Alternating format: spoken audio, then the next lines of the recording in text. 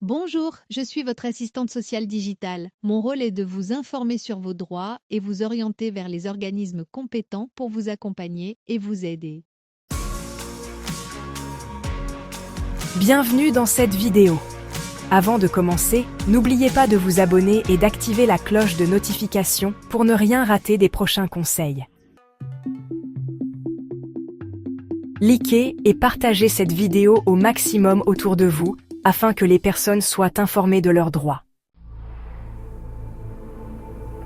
Aujourd'hui, nous allons aborder un sujet important qui concerne l'obtention de la carte de séjour temporaire visiteur pour les étrangers qui souhaitent vivre en France plus de 3 mois sans travailler. La carte de séjour temporaire visiteur, de quoi s'agit-il? Nous répondons à vos questions essentielles. Qui peut demander une carte de séjour visiteur? Cette carte est destinée aux étrangers hors européens et algériens qui souhaitent rester en France plus de 3 mois sans travailler. Elle est souvent demandée par des personnes qui veulent vivre en France sans exercer d'activité professionnelle, comme des retraités, des religieux ou des parents à charge. Quelles sont les conditions pour obtenir cette carte? Eh bien, il faut avoir un visa long séjour visiteur si vous arrivez de l'étranger. Il faut aussi s'engager à ne pas travailler en France. De plus, il faut justifier de ressources suffisantes, au moins 1 426,30 € net par mois pour une personne seule, soit 17 115,69 € par an.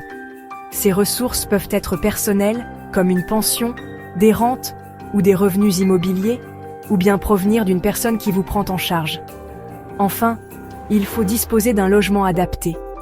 Notez que les allocations familiales ne sont pas prises en compte comme ressources. Dans quel cas la préfecture peut-elle refuser la carte? Votre demande peut être refusée si vous avez une obligation de quitter le territoire ou OQTF non respectée. Elle peut aussi être refusée si vous avez fourni de faux documents. Enfin, votre demande pourrait être rejetée si vous avez commis des délits ou crimes graves, par exemple, trafic, traite, proxénétisme ou violence. Comment faire une demande de la carte de séjour visiteur? Vous devez faire la demande en ligne entre 4 mois et 2 mois avant la fin de validité de votre visa ou titre de séjour actuel. Un justificatif de dépôt vous est remis immédiatement. Quels documents faut-il fournir? Il faut fournir un visa long séjour ou titre de séjour valide. Une copie intégrale d'acte de naissance récente. Un passeport ou autre pièce d'identité avec photo acceptée. Un justificatif de domicile de moins de 6 mois. L'engagement signé de respecter les principes de la République. Une e-photo d'identité numérique.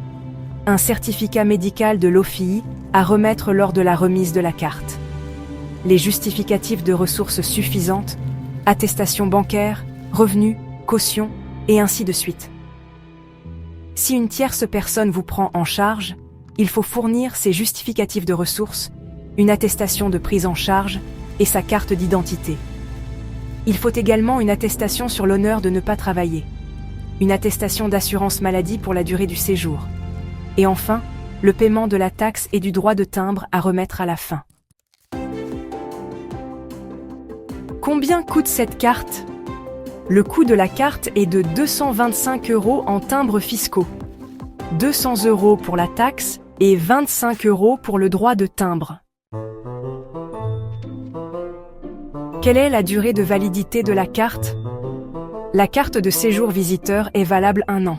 Elle est renouvelable. Comment renouveler la carte séjour visiteur? La demande de renouvellement se fait en ligne, entre 4 mois et 2 mois avant la fin de validité de votre titre. Les mêmes documents et conditions sont demandés comme pour votre première demande. Le coût reste le même, 225 € en timbres fiscaux.